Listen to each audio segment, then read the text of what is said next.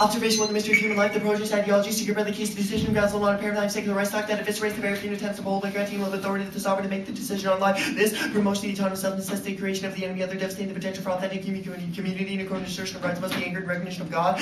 Rights don't fly, but assertion of rights be fully committed, must be anchored in recognition of God. Noble binding moral law, right talk fails because of acceptance, secularism, relative dissolves because of its dogmatic individual. That's the origin of the project ideology, which elements of relation to child, she's caring, she should choose these dogmatic individual creates his own morale, then actualizes theories of liberation of the autonomous individual from the divine law, so the individual became his own God, yet this elevation of the individual rights paradoxically left the individual to complete mercy of the state by dialogue with him, body new one passes from the affirmation of the rights of freedom through the destruction of the very foundations of this freedom. Like yes, spousal theories begin the tyrannical state factor totalitarian which disposes of life of its weakest members from an unborn baby to an elderly person in the name of public usefulness. In the promotion of the self is understood in terms of absolute autonomy. Everyone else is considered enemy. One who is to defend oneself. The society becomes individuals placed side by side without mutual bonds. Everything's open to bargaining. Even life. The Supreme Court embraced this notion of freedom and Planned Parenthood case. The mystery passage is becoming culturally descriptive with each person setting his own criterion for right, wrong, and justice is an empty signifier. The right supported by secular reading the Constitution invariably collapse in on themselves. This is why the right to choose simultaneously necessitates the right to kill. Legal positivism is moral relativism, meaning content is acceptable, enabling endless wars of turning human beings into nothing more than spirit animals. Only by God, no longer moral destiny can every current basis for asserting transcendent rights.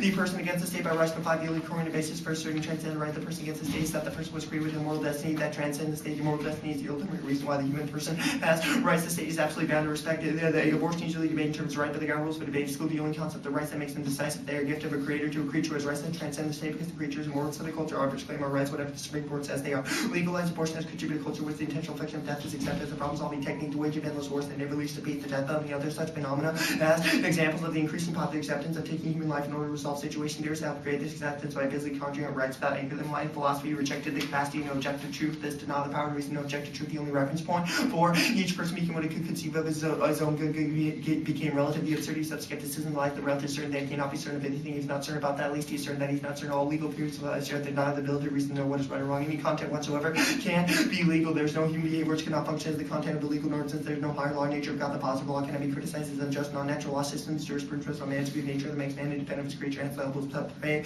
of his fellow man. For the realist, he is sort of a superior animal. If there's no content, is only an animal. Realism is correct. Holmes was correct, and Hitler was correct. And freedom isn't free. The concept of liberty made possible by the reasoning of the case of decision to its personhood to the ability to find one's own moral universe. This serves the foundation for the designation of the non-human. All life is exposed to the capacity to be deemed insufficient by Stockholm, Tuskegee, 96. Hasty friends abortion on an extreme notion of individual liberty that is nihilistic. The joys and the attributes of personhood. 2. The ability to find one's own concept of existence. It follows that the inability to make this self-definition must be the antithesis. A person of those unable to find their own concept of existence are not really person. A person depends on cognition sufficient to allow a person to find his own concept of existence. And small children, the mentally incompetent, risk joining the unborn as non-children. Joining communities echoes the writings ethicists that define person and school living humans who are not capable of those ethicists. Sufficient rationale and self-consciousness. The notion of personhood raises a host of questions. What is sufficient cognition? Who decides what is sufficient? Once we start with the connection between humanity and personhood, it becomes difficult, not impossible to draw the line objectively between persons and non-persons. And the notion of the autonomized individual made explicit in Casey forces a state soteriology, where in salvation is only to be found in social body of enemies. This religion of liberalism is inevitably totalitarian by Nahas in 96. The notion of the autonomous self tries the entire of the court's reasoning in Casey. They are endorsing a philosophy, at least quasi-religious, that against alternative other states, itself in relation to normative truth. The court recognizes no other reality than the isolated individual. Less we are a society of enemies. The result is the autonomous totalitarian doctrine that society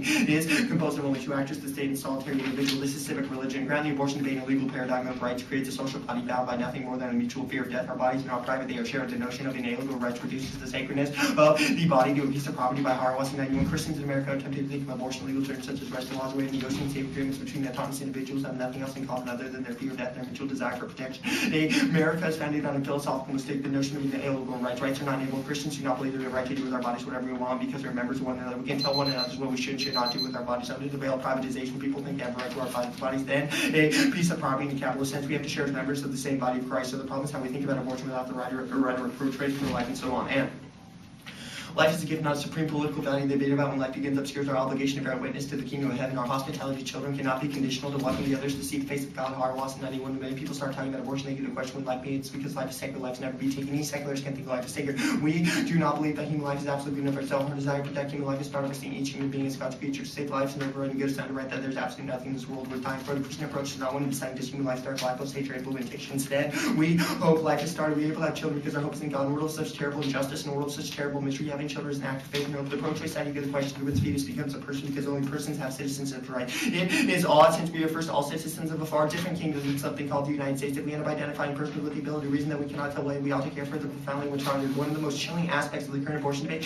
is the general acceptance of the legitimacy of aborting severely defective children. Where do people get the idea that severely defective children are somehow less than God's creation? There is much worth dying for. Christians believe life is a gracious gift of God. As far as this gift is, we ought to live in a profound awe of the other's existence, knowing that in the other we find God. Thus the plan.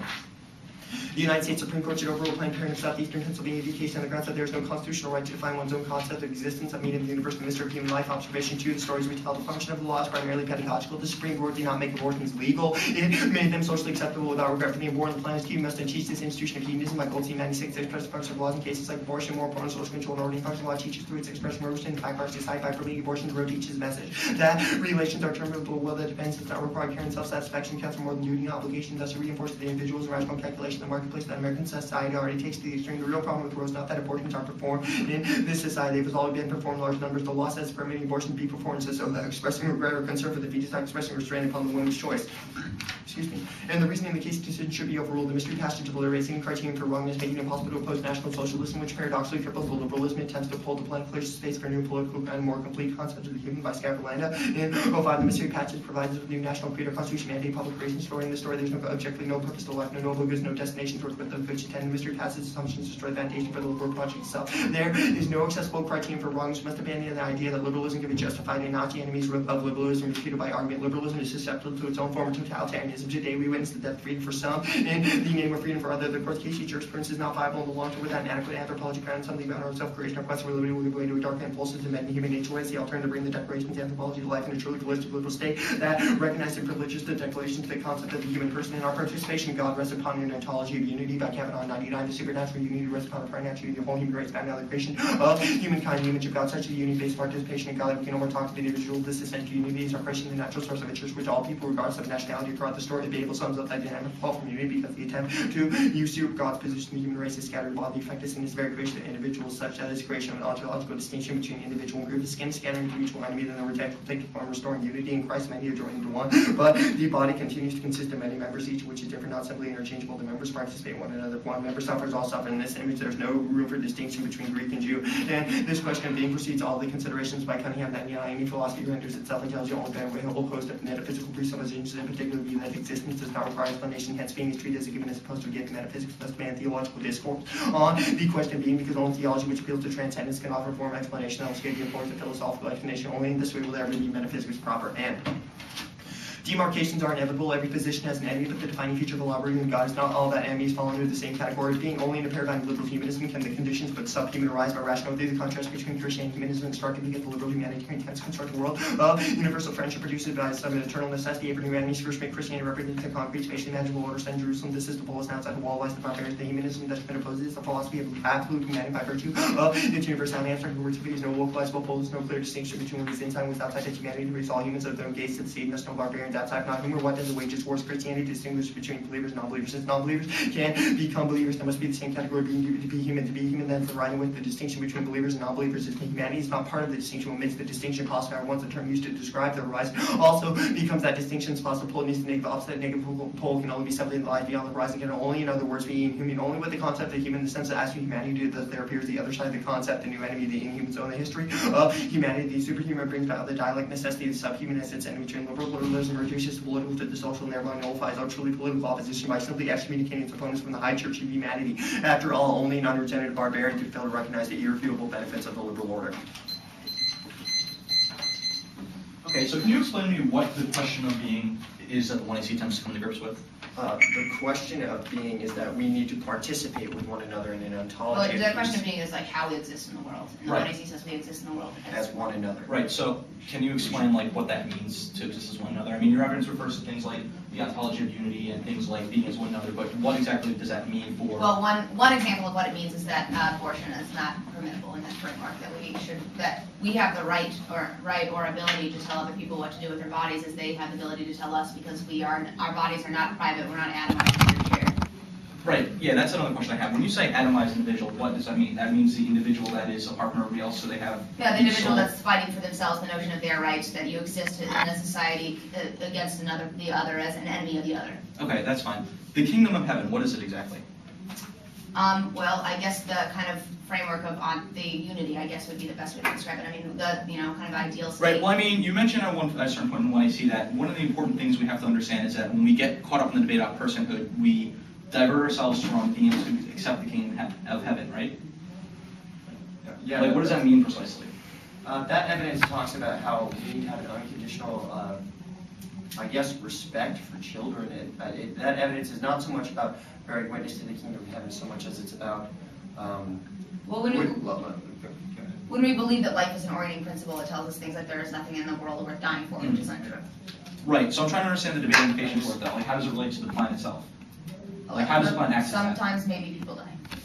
Right, or no, sometimes- yeah, I understand that, but how does the plan, which is like essentially a Supreme I Court guess that's action, the right? Is it an framework through which administration to action? evaluate the plan. I mean, I'm not sure if the plan equals kingdom of heaven, but rather the Right. reason the plan is a good idea is because we should have this image. Right, but I mean, you don't shrink from defending that the Supreme Court should actually overrule the Casey decision, right? The Supreme Court should rule. Right, but the framework you prescribe for defending it is that the kingdom of heaven is important. No, it's not even like a framework of how we defended it. We defended it. That's taking advantage. I guess you said hedge is good, it's like kingdom of heaven good. You know what I mean? It's like an advantage. Right. For a reason it's good. Okay, so how then do we weigh the kingdom of heaven against other debate impacts? Like, I mean, when we drop the econ downturn. I don't know. We'll see, I guess. We'll I mean, see. I'll see what your econ. I mean, it's You kind could of hard to probably say. make arguments as Probably why say outweigh. extinction outweighed the kingdom of heaven, and we'd probably say it didn't. It didn't. Yeah, I guess maybe more specific questions like, do we think? Sure, life like, is I mean, important or- Yeah, like, do you think that life's important? If you think that life's important in all instances, how can you justify things that We don't cause, think life's important in all instances. what instances is not important then? Our 1AC indicts that line of thinking. It indicates that that line of thinking of life is always important is what used to justify it, like in the world that there's nothing worth dying for. That's also what the Holocaust evidence is about all this debate about when life begins is just obscuring our obligation to hope that life has started. Yeah, sure, that's something I actually have a question about. Like, why does it obscure the important issue at hand when we start talking about why life begins? Kind of the argument that like there's nothing worth dying for, or the notion that you're in it's just your life, instead of community. Community at large is what I want to see. I guess it's Yeah,